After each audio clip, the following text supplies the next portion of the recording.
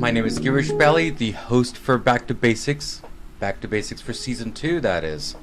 And we are so excited that we're still going to be doing episodes every day on Season 2. So today we're going to talk to Bob, a go-giver Bob, that is. And he's an amazing person to speak with. I've spoken to him several times on email, but not had a pleasure to speak with him today. And today's the day to speak with him. And I'm going to go and ask him just one question. Go-giver, what is that? And that's the main question. So today, let's go and invite him. Bob, how are you? And thanks for coming to Back2Basics. Girish, I thank you. I appreciate being with you, and that is a wonderful question to begin with. Always great to establish a premise, isn't it? Absolutely, absolutely. Thank you so much. So, Bob, before we get into the questions and the whole episode today, what does Back2Basic mean to you? Well, see, I love it. I was excited just when I heard that was the title, because I'm a big believer that it all begins with the fundamentals, yes, which are the basics. Yes, yes. You know, I remember I was probably about 12 or 13 years old, and I went bowling with, he was, I think, a neighborhood friend's boyfriend or so. His name was Greg. He was a nice guy, and we went bowling, and he was really good. And he was getting strike after strike after strike. And I said to him, you know, Greg, you're awesome, man. That is, he goes, oh, thanks. I said, you must practice all the time. He goes, oh, yeah, well, I love to bowl. And I said, Beck, you must just practice getting those strikes. He said, no, I never practice strikes. I practice getting the spares. Oh. He said, master the spares and the strikes will come by themselves. Wow, awesome. And I take that as master the fundamentals. Go back to basics. If you can get the spares, you can get the strikes. Absolutely. Right? Absolutely. So, you know, Michael Jordan, you know, perhaps, you know, maybe Kobe Bryant, maybe who knows, but, you know, arguably the best basketball player of all time. You know, he first had to learn how to dribble a basketball. That's right. And everything comes off the dribble, the pass, the shot, the turn, you know, so back to basics to me is absolutely key. Thank you so much, Bob, for answering that question. You know, I ask this question every time to every guest, and it seems like it's a similar answer, but in a different ways. So thank you again for that. My pleasure. So, Bob, thank you again for coming on this show. So let's first of all let's talk about this go-giver, if you don't mind. Now, how did this whole thing start? What triggered you to come up with this name, first of all?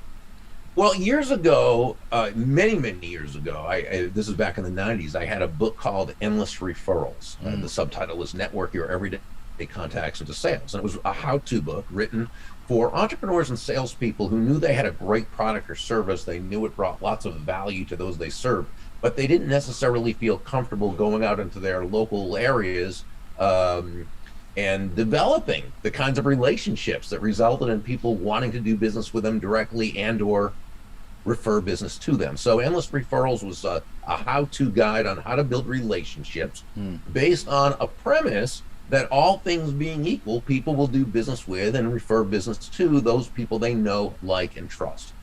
And yeah, it's a successful book and it, you know, a lot of fun. But I always thought, wouldn't it be great if we could take, because I'd always read parables, by the way, which I always enjoyed, because I think parables, which are stories, they connect on a real heart level. That's right. That's right. And you know, and whenever I'd read business parables, there was always a connection I felt with the author, even if I didn't know him or her. Sure. Right? Or with the story, with the characters, and so I thought, wouldn't it be great if we could take the basic idea, that know, like, and trust of Endless Referrals, and put it into a parable. So the first thing I asked myself was really, what's the basic, talking about basics, what's the basic element of that person who can very quickly and sustainably create those know, like, and trust relationships? And what it comes down to is they're givers. They're always looking to give value, provide immense value to others. Okay, not in a self-sacrificial way, but in a way that fits everyone in the process. So coming up with the go-giver it was kind of easy. But I'll tell you the best thing that I did for that book, and you know this person who I'm going to talk about, and that was asking John David Mann, who at the time was the editor-in-chief of a magazine I used to write articles for. And John is a brilliant writer. Okay, I'm a how-to guy. I'm, step by step, step one, step two, step three. John's a brilliant storyteller, writer. And so I asked John if he would be the lead writer and storyteller of this book that I had an idea for. So he was very busy, and it wasn't something he could just agree to immediately. But because of our relationship, he at least would discuss it with me. So he and his now his wife Anna, but back then his fiance Anna, this is 13 years ago now, they were in Tampa, across the state from me, visiting her mom.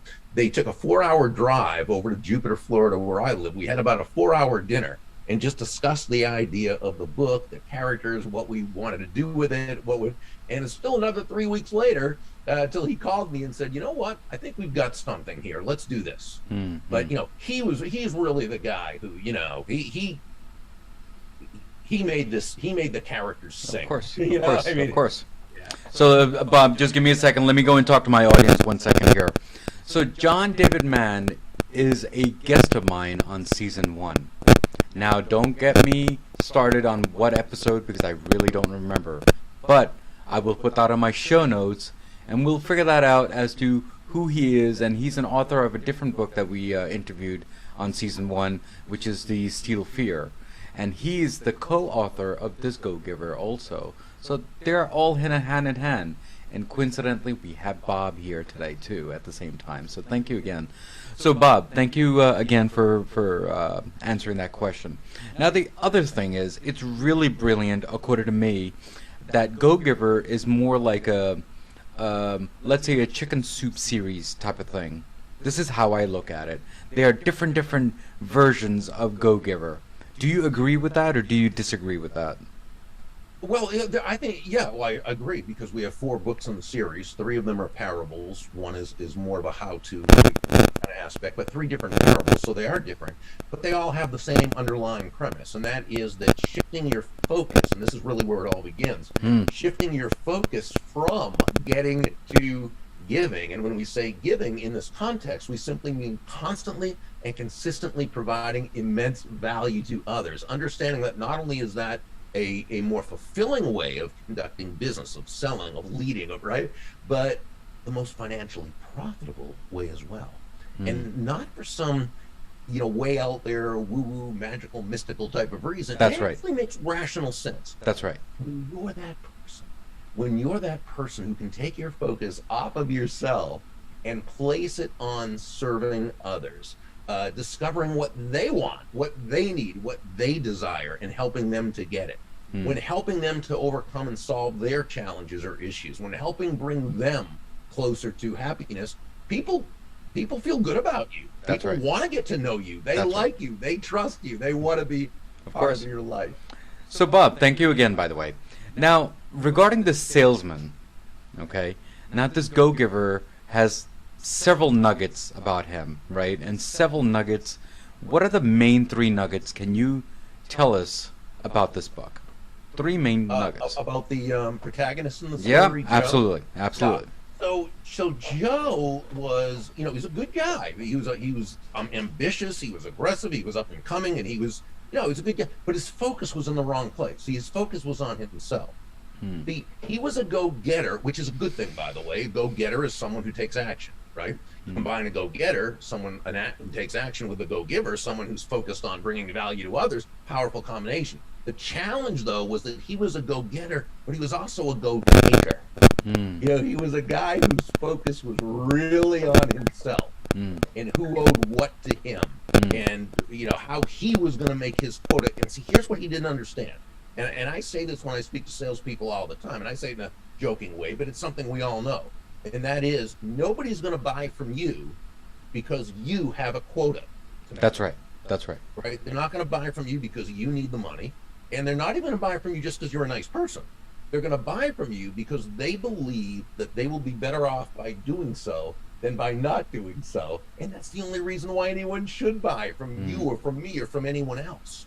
So Joe had to realize that it wasn't about him, right? It was about those people he was serving. So one of the things about Joe was he was a go-taker. He wasn't quite humble at the beginning to know that there were things he didn't know.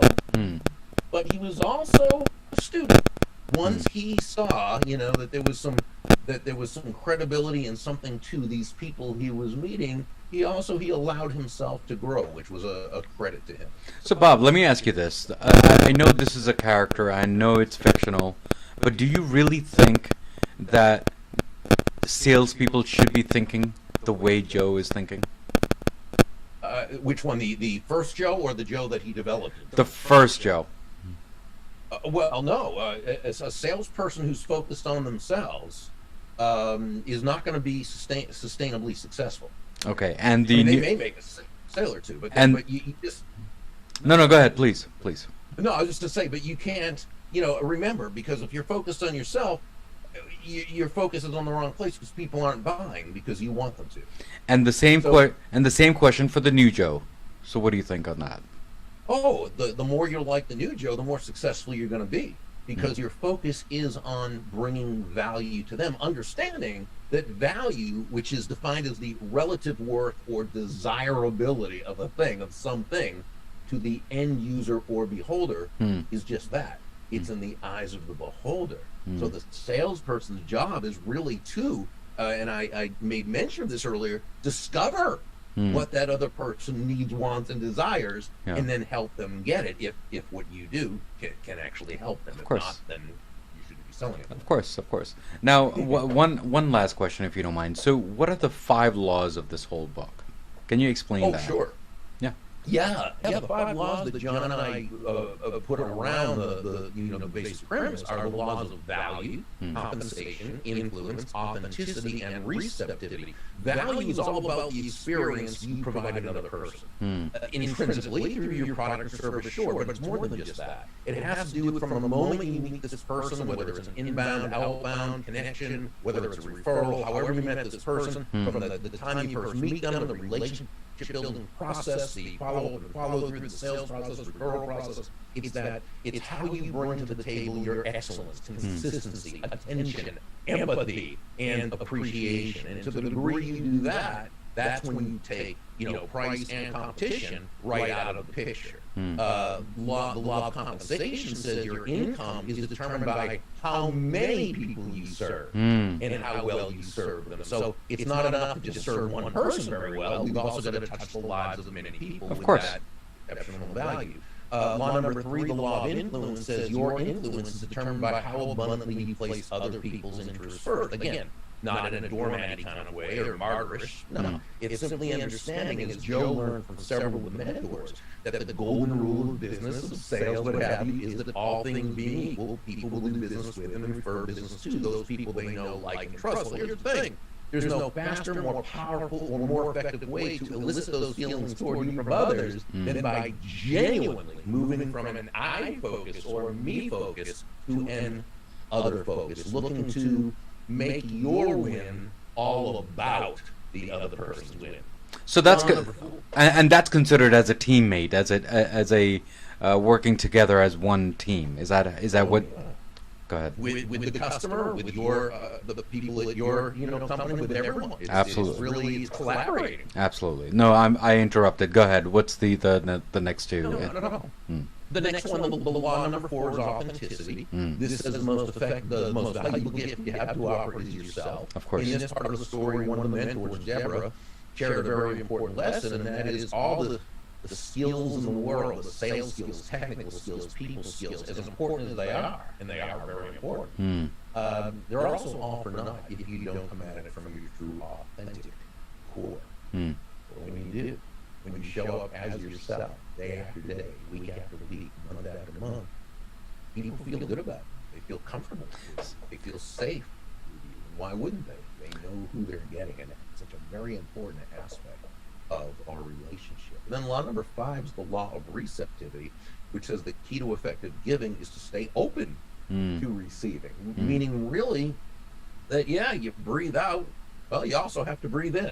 It's not one or the other, it's both. You breathe out carbon dioxide, you breathe in oxygen. You breathe out, which is giving, you breathe in, which is receiving. unfortunately, we get so many horribly negative messages from the world around us regarding prosperity and abundance and money and business that it can really get into your head, which keeps people from understanding on an unconscious level, which is important. That's right. A very, very important point, and that is giving and receiving are not opposite concepts. Giving and receiving are simply two sides of the very same coin, and they work in tandem. The key is that the focus is on the giving. See, this is why John David Mann and I say that money is simply an echo of value. It's the thunder, if you will, to value's lightning, which means nothing more than that the value must be your focus, right? The money you receive is simply a natural result of the value you provide. Once that happens, you've got to be able yourself, allow yourself to receive that. So Bob, thank you by the way for that. But is that the same thing as a saying is that you work for the money or the money works for you? Is that the same concept? No, I think that's more in terms of trading time for money, or putting money to work for you in terms of investment, where now the money's actually working for you as opposed to you having to put on hours. So while it's an excellent concept, it's just a different one, I think. Okay, cool. Thank you so much. So Bob, now you have done so much. Do you think that you're going to have a TV series on Go Giver? Do you think? Or No, I don't think so. You never know. I mean, when the book first came out, we were getting all sorts of people wanting to make a movie out of it, but they were smaller production companies and didn't seem to have the money and so forth behind them that was going to be a doable thing. So John and I have always been open to the idea that it could happen one day, but I don't see it. Yeah, you don't see it. I think John David Mann's book Steel Fear is that he wrote with Brandon Webb is much more likely to be a movie or a series. Yes, we did talk about that on that episode, and it was an amazing episode on that part. So thank you again. Now, let's say if a person comes to you and says, "I want to make money," is that a wrong question or is that a right question? Oh no, it's a good question. It's just and Pindar, the main mentor in the story, and Joe went through this very thing. So I love this question where Joe said, because Joe was looking at everything through the lens of making money, and Pindar was kind of reeling him back in. Pindar was the main mentor, was kind of reeling him in a little bit. And Joe said, "So are you saying that asking if something will make money is a bad question?" And Pindar said, "Absolutely not. Asking if something will make money is a great question. It's just a bad first question. The first question is, will it serve?" Okay. Now we could go not deeper, but we could go even more shallower if you wanted, and we could say, is there a market for it? That's right. And the key is this: if you're asking if something will make money, first, okay, it's about you. And remember, people aren't going to buy this thing because of you. First, ask, will it serve, or does it add value to the world? If so, is there a market for it that people will pay for? Because they've got to, if nobody buys it, it doesn't matter how great the product is, and that's what happens when you look at the money first. Now, when you answer the question, is there a market or will it serve, and the answer is yes, now you have to ask, will it make money? Of course. Because everybody could want it and want to buy it, and that could be great. Yeah. But if it's not profitable, well, you have a hobby, you don't have a business. Absolutely. So the money part is very important. It's just not the place to focus. It's not the first question. Of course. First ask, will it serve? Is there a market for it? If the answer is yes, now ask, will it make money?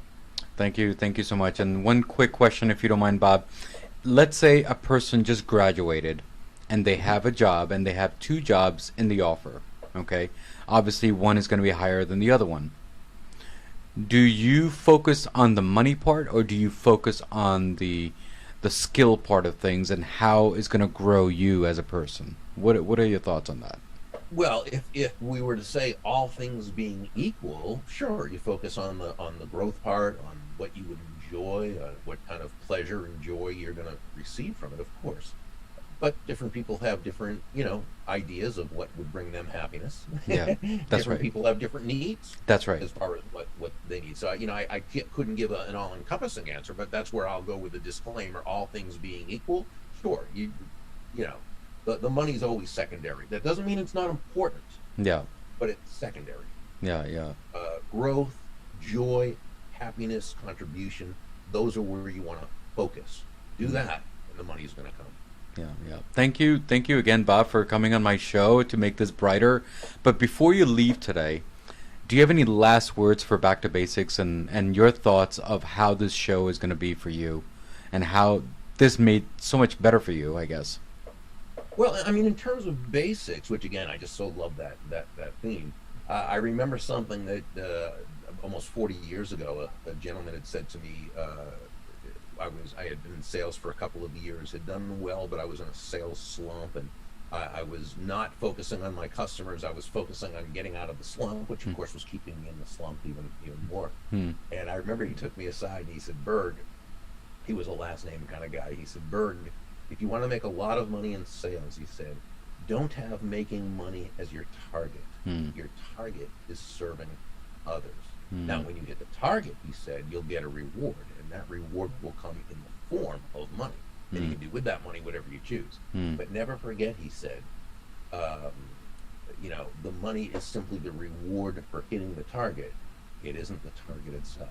Your target is serving others." And when we, I think, sell and conduct business from that foundational premise, we're really 9 steps ahead of the game in a 10-step game. Yeah, yeah. Thank you again, Bob, for coming on this show and making this brighter. And I hope you enjoyed as much as I did, because Absolutely. this is a I thank you so much for having me. yeah, absolutely. Thank you again, Bob, and keep on supporting my small work that I have here. And thank God for season 2. So I'm gonna keep on going, or I should say, go giver all the way. Thank you again. Thank you. Thank you. So today we spoke with Bob and we talked about the Go Giver book. And as usual, as always, there's a quote of the day from Back to Basics, and Bob is going to appreciate this because this quote is actually from his book. And I don't know if this is a steal or not, but you know what? I'm going to do it anyway because I think he's going to appreciate it. So here's the quote of the day. The quote of the day is, "Your truth worth is determined by how much more you give in value than you take in payment." And that's by Bob, and in one of his books. And guys, as usual, as always, what do I always say at the end of the episode? Remember, everything in life goes back to basics, and that's what we did today, guys. Guys, take care, God bless, and keep on commenting as much as you can. Good, bad, ugly, it'll make me stronger day by day, week by week. But there are 3 things, as always, that is going to be the best. And Bob doesn't know this, but I'll tell him anyway. The content is going to be amazing. The guest is going to be awesome. And the third of all, I beat everybody. The host is the best. Guys, take care, God bless, and see you next week. Next week's episode on Back to Basics. For different purposes. I would probably say many of the people who read it for, maybe pick up the book for business purposes, realize that they'll realize that it's actually equally powerful as a parent or in their, marriage or relationships outside of work. So, and that was ultimately what we intended to write the book. It's a communication book. The subtitle is Tools to Transform Leadership in Business, in Relationships, and in Life. So we talk about leadership in the context of leading in a relationship. And that can be a professional relationship at work, if it's a team, or it can be a personal relationship at home in a family. Yeah, thank you so much, Christopher, for that. So let me step back a little bit before we get into the details of other items too. So you became a keynote speaker automatically? You became an author automatically, or was there something that you felt that there was a gap, and that's how you placed yourself?